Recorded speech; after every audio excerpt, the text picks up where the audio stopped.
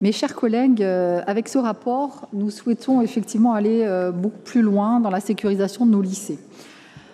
Comme on vient de l'évoquer, bien sûr, le drame terrible qui s'est tenu il y a quelques semaines dans un collège de Haute-Marne nous a tous bouleversés et surtout il nous a rappelé de manière douloureuse la violence de notre société. Et malheureusement, vous le savez bien, ce n'est pas un cas isolé et surtout, cette violence, aujourd'hui, frappe de plus en plus au cœur de nos établissements. Alors, c'est une situation, bien évidemment, inquiétante qui nous oblige à protéger toujours plus efficacement nos élèves, la communauté éducative, bien sûr nos agents, parce que oui, c'est de notre responsabilité. Comme le président l'a rappelé, nous nous sommes engagés depuis 2016 sous l'impulsion de Laurent Wauquiez, dans cette région Auvergne-Rhône-Alpes, sur la sécurisation de nos lycées. Et nous sommes même devenus une région pionnière, puisque nous avons fait de la sécurité une priorité majeure, à la fois en se dotant d'un cadre, mais également de moyens financiers significatifs pour pouvoir sécuriser nos établissements. Après 10 ans, c'est un investissement massif, 102 millions d'euros qui ont été consacrés. On peut dire que 304 sites sur les 316 sites publics ont été sécurisés. C'est à la fois des moyens techniques, mais également des moyens humains.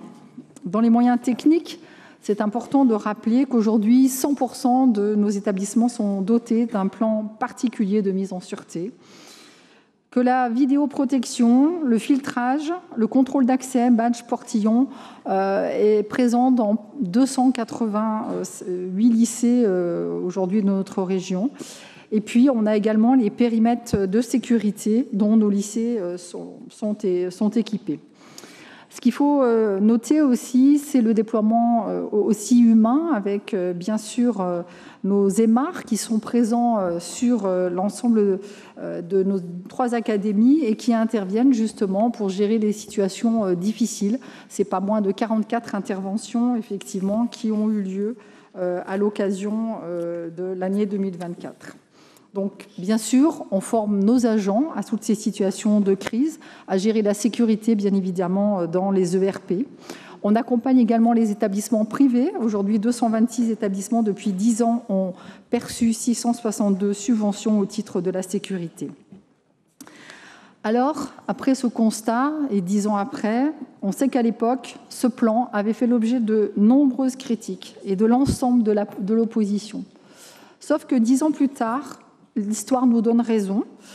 Nous avons eu raison parce que nous avons identifié avant tout le monde ce problème et on ne s'était pas trompé. Et l'éducation nationale elle-même a évolué.